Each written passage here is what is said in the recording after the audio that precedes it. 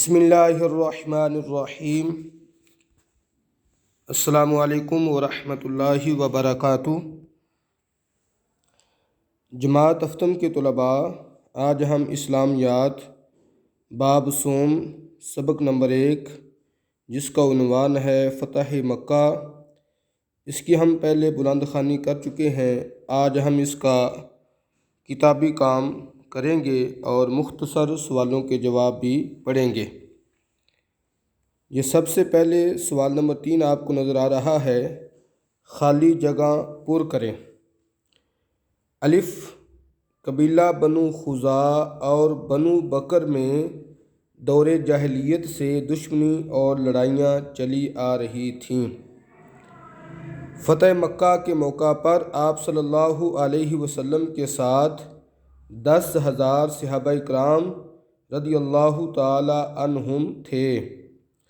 آپ صلی اللہ علیہ وسلم نے طواف اپنی اونٹنی پر بیٹھ کر کیا۔ حق آ گیا اور باطل مٹ گیا۔ آگے سوال نمبر 4 ہے، درست جواب پر گڈ کا نشان لگائیں۔ کافروں نے بیت اللہ کے اندر بت رکھے ہوئے تھے۔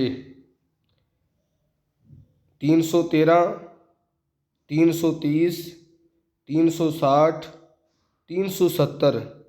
اس کا جو صحیح جواب ہے وہ 360 ہے۔ حضور صلی اللہ علیہ وسلم نے کعبہ کی چابی کن سے لی؟ حضرت خالد بن ولید رضی اللہ تعالی عنہ، حضرت عثمان بن طلحہ رضی اللہ تعالی عنہ، حضرت زید بن حارثہ رضی اللہ تعالی عنہ، حضرت ابو جندل رضی اللہ تعالی عنہ۔ اس کا جو صحیح جواب ہے حضرت عثمان بن طلحہ رضی اللہ تعالی عنہ۔ آپ صلی اللہ علیہ وسلم نے کس چیز سے بتوں کو ٹھوکر مارتے جاتے تھے؟ چھڑی سے، سلاخ سے، کمان سے، تلوار سے؟ تو اس کا جو صحیح جواب ہے وہ ہے کمان سے۔ حضرت خالد بن ولید رضی اللہ تعالی عنہ سے جھڑپ میں کتنے مشرک مارے گئے؟ قریباً 12، قریباً 13، قریباً 15، قریباً 20۔ تو اس کا جو صحیح جواب ہے قریباً 13۔ قریش کا کون سا سردار معاہدہ حدیبیہ کی تجدید کرنے کے لیے مدینہ منورہ پہنچا؟ تجدید یعنی کہ نئے سرے سے معاہدہ کرنے کے لیے مدینہ منورہ پہنچا۔ ابو جہل، ابو سفیان، ابو لہب، عتبہ۔ تو اس کا جو صحیح جواب ہے وہ ہے ابو سفیان۔ سوالوں کے مختصر جوابات دیں۔ سوال نمبر 1 ہے، نبی کریم صلی اللہ علیہ وسلم نے قریش مکہ کو کون سی 3 شرطیں پیش کیں؟ اس کا جواب ہے صفحہ نمبر 39، پیراگراف نمبر 3۔ نبی اکرم صلی اللہ علیہ وسلم نے حضرت دمرہ رضی اللہ تعالی عنہ کو قریش مکہ کی طرف بھیجا اور درج ذیل 3 شرطیں پیش کیں کہ ان میں سے کسی ایک کو اختیار کر لیں تاکہ اتمام حجت ہو جائے۔ نمبر 1، بنو خزاع کے مقتولین کا خون بہا دیں۔ نمبر 2، بنو بکر کی حمایت سے دستبردار ہو جائیں۔ نمبر 3، معاہدہ حدیبیہ کے ختم کرنے کا اعلان کریں۔ دوسرا سوال ہے، لشکر اسلام نے مرو زہران پہنچ کر کیا کام کیا؟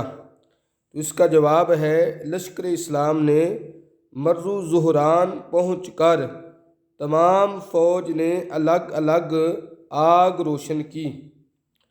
سوال نمبر 3، نبی اکرم صلی اللہ علیہ وسلم نے ابو سفیان کی عزت افزائی کس طرح فرمائی؟ اس کا جواب ہے نبی اکرم صلی اللہ علیہ وسلم نے ابو سفیان کی عزت افزائی اس طرح فرمائی ہے کہ جو ابو سفیان کے گھر پناہ لے گا اسے امان ہے۔ سوال نمبر 4، حضور اکرم صلی اللہ علیہ وسلم بتوں کو ٹھوکر مارتے ہوئے کیا فرماتے جاتے تھے؟ اس کا جواب ہے حق آ گیا باطل مٹ گیا، بے شک باطل مٹنے والا ہے۔ حضور اکرم صلی اللہ علیہ وسلم نے قریش سے خطاب میں کیا ارشاد فرمایا؟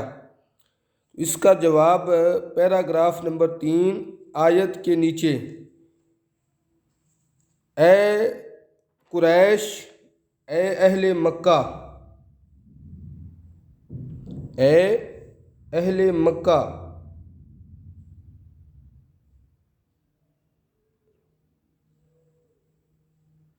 جانتے ہو کہ میں تمہارے ساتھ کیا سلوک کروں گا؟ انہوں نے کہا آپ اچھا ہی سلوک کریں گے کیونکہ آپ شریف ہیں اور شریف کے بیٹے ہیں۔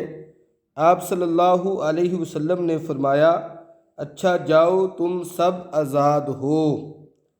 تو جی بیٹا، سوالوں کے مختصر جوابات بھی ہو گئے، کتابی کام بھی ہو چکا ہے، بلند خوانی بھی ہو چکی ہے۔ اب آپ نے یہ کام اچھے طریقے سے یاد کرنا ہے۔ اپنا خیال رکھیے۔